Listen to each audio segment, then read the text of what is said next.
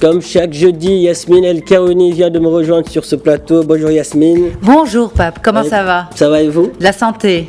Ça va. Une petite grippe qui traîne depuis une semaine, mais ça va, on gère. Un bien-être mitigé alors? Peut-être. Alors le sujet est pour vous, parce qu'on va parler de bien-être aujourd'hui. D'accord. Alors justement Pape, si je vous dis bien-être, vous pensez à quoi directement? Vite. Être bien dans ma peau. Ok, ça veut dire? En un mot, bien-être. La paix. Ok. Petit Sam, merci infiniment d'être là, Petit Sam Tchadjemouati. Vous allez bien? Très bien, merci Yasmine, je suis ravie d'être parmi vous aujourd'hui. Alors sans transition, Pape, parce que Petit Sam justement c'est une spécialiste de la question, elle est pharmacienne et elle est co-créatrice du CIBEN, c'est un salon du bien-être et on va parler de tout ça tout de suite justement. Et en fait, en préparant l'interview, je me suis dit, bon, très bien, est-ce qu'on peut apporter une définition au bien-être ou bien ça reste vraiment une notion purement subjective? Pour Pape, ça veut dire la paix, pour moi, ça veut dire la sérénité. Oui. Est-ce que pour l'OMS, ça veut dire quelque chose? Est-ce que pour la pharmacienne que vous êtes en tant que scientifique, ça veut dire quelque chose de particulier? En fait, tu as tout à fait raison, Yasmine, c'est très subjectif, le bien-être, c'est en fonction de chacun. C'est en fonction de son expérience personnelle et sa perception. Alors, pour les uns, ça peut être en bonne santé. Pour les autres, ça veut dire avoir beaucoup d'énergie. Donc, c'est quelque chose qui est très, très subjectif. Mais bon, il y a quand même une définition globale du bien-être, je dirais, d'une manière globale, en pensant au fait que c'est plus une définition dans le sens où on a 3 centres. On a un centre intellectuel, un centre émotionnel et un centre physique. Et l'idéal, c'est effectivement de pouvoir équilibrer ces 3 centres. Alors, pour équilibrer ces 3 centres, ça passe par le physique, donc une alimentation équilibrée. Okay. Ça passe aussi par des exercices physiques, toujours. Un sommeil de qualité, tout ça c'est pour notre physique. Ça va passer par la gestion de nos émotions, donc gérer le stress. Le stress, on connaît, et on sait qu'aujourd'hui, la gestion du stress est un élément important. Suite à la pandémie, ce qui s'est passé, donc le stress s'est manifesté par des problèmes de problèmes émotionnels chez les personnes. Et donc, à partir de là, on peut faire des exercices de méditation, de relaxation. Il y a aussi des techniques, de l'hypnose, la sophrologie. Donc, il y a pas mal de techniques qui sont intéressantes dans ce domaine-là. Et la dernière partie intellectuelle. Et le côté intellectuel, c'est stimuler, en fait, notre créativité. C'est important pour ne pas laisser que le cerveau continue à mijoter, sachant que ce qui est important, c'est aujourd'hui, maintenant. Voilà. Alors, est-ce que Pape a justement failli à l'une de ses composantes pour avoir une grippe qui traîne aujourd'hui? Je pense pas. Je me suis réveillé un beau jour et voilà, j'ai chopé le... Ouais, mais le virus, il est arrivé sur un terrain. Ce terrain était fragilisé. Je pose la question à la scientifique. Et lui, il se défend tout seul. Souvent, on pense pas. Oui, souvent, on pense pas. Mais des fois, c'est juste un excès de travail, par exemple, ou un mauvais sommeil. Une mauvaise alimentation peut créer effectivement que notre terrain soit fragilisé et donc notre immunité va diminuer. Et le virus qui est là, qui nous accompagne, ce qui va faire la différence que ce virus va arriver chez certaines personnes et pas d'autres. En fait, lui, il ne choisit pas. Mais c'est juste qu'on lui permet une porte d'entrée. Absolument. Et cette porte d'entrée... Je pense avoir trouvé la porte d'entrée. C'est le manque d'activité physique. Aussi, exactement. Sport, ouais. Donc, en fait, le bien-être, cette notion large, regroupe tous ces éléments. Vous l'avez dit, émotionnel, intellectuel, physique.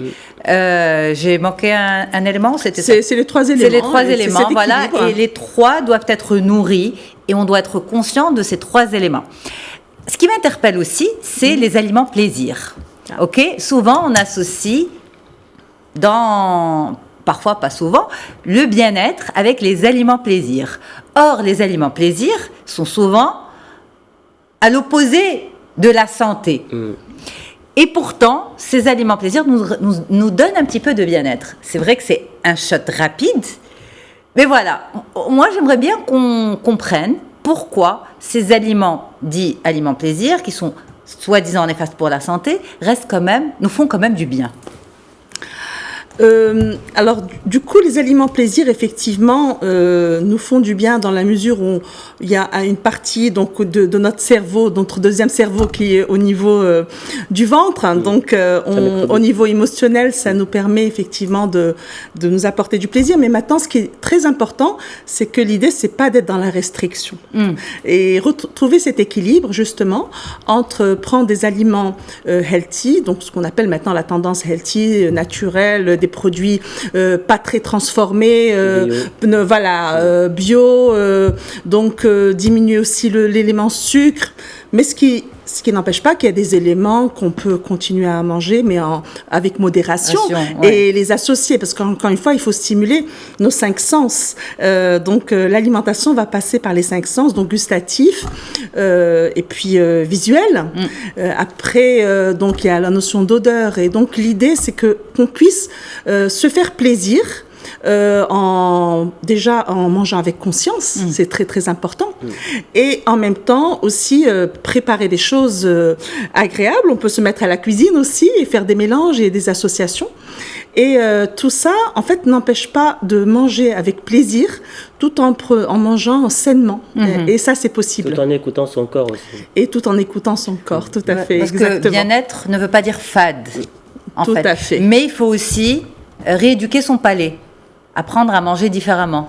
Exactement, stimuler son palais différemment, parce qu'on se rend compte qu'effectivement, en prenant beaucoup de sucre et beaucoup de sel, en fait, c'est comme si on anesthésiait nos papilles gustatives. Et du coup, c'est dommage parce qu'on n'arrive pas à... Il y a certaines sensations gustatives qu'on va perdre. Et donc, le fait de manger déjà avec moins de sucre et moins de sel, et manger aussi des épices. Il y a toute une médecine associée qui est la médecine ayurvédique, qui est associée aux aromates et aux épices, ça permet de stimuler les papilles gustatives, donc on les rééduque, et du coup, ça donne, la notion de plaisir est différente, et c'est surtout beaucoup plus varié. Donc ça, c'est important. Mais j'imagine que ça doit être difficile de rééduquer son palais. Ouais. Parce que moi, en ce qui me concerne, je ne peux pas prendre le thé sans sucre. J'ai beau essayer, mais je n'y arrive pas. Ouais, mais je pense parce que...